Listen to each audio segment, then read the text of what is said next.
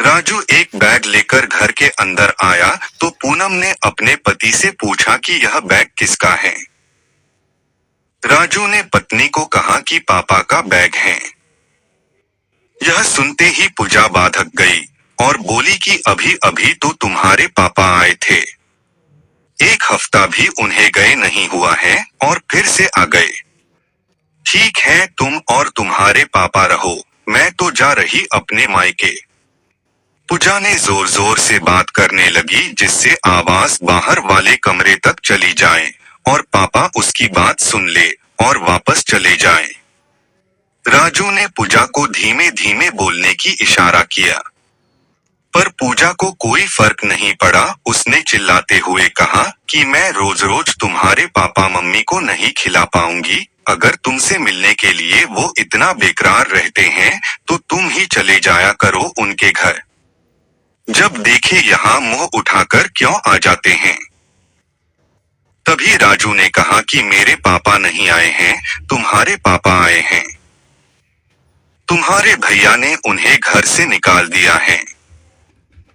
मुझे पता चला तो मुझे लगा कि अगर मेरे भैया मेरे पापा को इस तरह से निकाल देंगे तो मुझे बुरा लगेगा। मेरे पापा को भी बहुत दुख होगा कि जिस बच्चे के लिए उन्होंने अपनी सारी खुशियां छोड़कर अपने बेटे की खुशी को ही अपनी खुशी माना, आज वो अपने पिता को 2 टाइम का खाना नहीं दे सकता।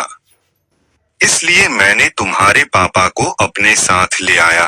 बेचारे वो कहाँ भटकते, उनके तो एक ही लड़का है। यह सुनकर पूजा के होश ही उड़ गए।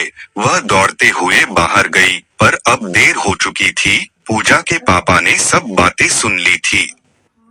उन्हें बहुत दुख हुआ कि बेटी को उन्होंने क्या परवरिश दी थी और वो क्या निकली। बेटा मेरे को घर से निकाल दिया और बेटी अपने ससुर को घर से निकालने में लगी है। उन्होंने राजू के हाथ से अपना बैग ले लिया और घर से जाने लगे।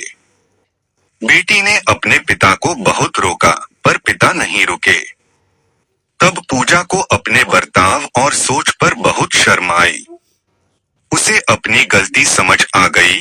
वो जो अपने ससुर के साथ करने की कोशिश कर रही थी, वही कर्म पूजा के भाभी ने पूजा के पापा के साथ कर दिया था।